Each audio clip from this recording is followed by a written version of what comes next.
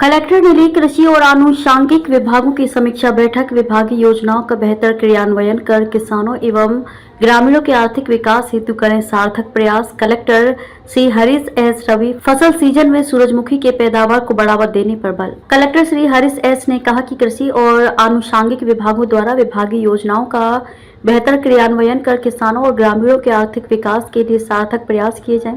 किसानों को बीज खाद की उपलब्धता के साथ ही आर्थिक सहायता प्रदान करें। किसान क्रेडिट कार्ड के माध्यम से फसल ऋण की उपलब्धता सुनिश्चित की जाए। वहीं साग सब्जी उत्पादन एवं उद्यानिकी फसल लेने और पशुपालन, कुक्कुट पालन, सूकर पालन, बकरी पालन सहित ककून उत्पादन जैसे आय मूलक गतिविधि के ग्रामीणों को प्रोत्साहित कर उन्हें आवश्यक सहायता मुहैया कराई जाए। कलेक्टर श्री हरीश शुक्रवार को कलेक्ट्रेट के अपने कक्ष में कृषि, उद्यानिकी, मत्स्य पालन, पशुपालन एवं रेशम पालन विभागीय योजनाओं और कार्यों की विस्तृत समीक्षा बैठक में उक्त निर्देश दिए। उन्होंने रबी फसल सीजन में सिंचाई संसाधनों की उपलब्धता के अनुरूप जिले में सूरजमुखी की खेती को बढ़ावा देने पर बल देते हुए किसानों का चयन कर उन्हें आवश्यक सहायता प्रदान किए जाने के निर्देश दिए। कलेक्टर ने रबी फसल सीजन में मिलेट्स की खेती के अंतर्गत रागी की पैदावार हेतु किसानों को प्रेरित कर ज्यादा से ज्यादा रकबा में रागी की पैदावार लेने पर जोर दिया। वहीं पुष्प फसल क्षेत्र विस्तार के तहत गेंदा फूल की खेती को प्रोत्साहित किए जाने के निर्देश दिए।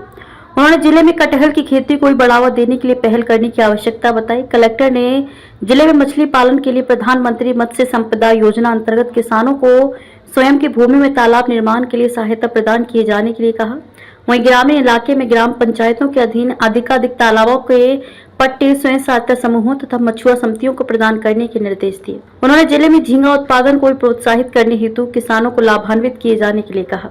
कलेक्टर श्री हरीश एस ने पालतू पशुओं के टीकाकरण में अद्यतन प्रगति लाने के साथ ही कृत्रिम गर्भाधान के लिए ज्यादा ध्यान देने के निर्देश दिए। इस दिशा में प्रशिक्षित पशुधन मित्रों की सेवाएं लेने के लिए कहा। वहीं कुक्कुट पालन के साथ ही आय समृद्धि के मद्देनजर बटेर पालन को भी प्रोत्साहित किए जाने के लिए कहा। राज्य डेयरी उद्यमिता विकास योजना अंतर्गत दुग्ध उत्पादन के लिए चयनित हितग्राहियों को उन्नत नस्ल के दुधारू पशुओं की उपलब्धता पर ध्यान केंद्रित करने के निर्देश दिए। उन्होंने जिले में रेशम पालन को प्रोत्साहित करने सहित धागाकरण के लिए भी बेहतर पहल करने पर जोर देते हुए शहतूत प्लांटेशन तथा मलबरी ककून उत्पादन के लिए सहायता मुहैया कराए जाने को कहा। साथ ही रैली कोसा संग्रहण में वृद्धि के लिए प्रयास किए जाने के निर्देश दिए।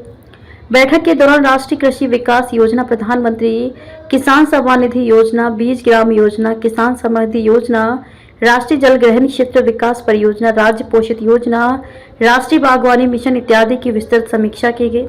बैठक में उप संचालक कृषि श्री राजीव श्रीवास्तव, उप संचालक मत्स्य पालन श्री मोहन राणा, उप संचालक उद्यानिकी श्री सुरेश ठाकुर सहित पशुपालन, रेशम पालन विभाग एवं छत्तीसगढ़ राज्य बीज विकास निगम के अधिकारी मौजूद रहे।